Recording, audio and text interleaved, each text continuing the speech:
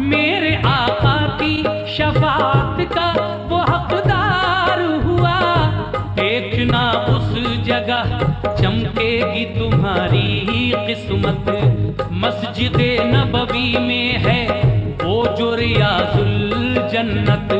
हाजियों खूब दुआएं वहाँ रब से करना। क़िबला रूहों के हर एक सजदा अदब से करना।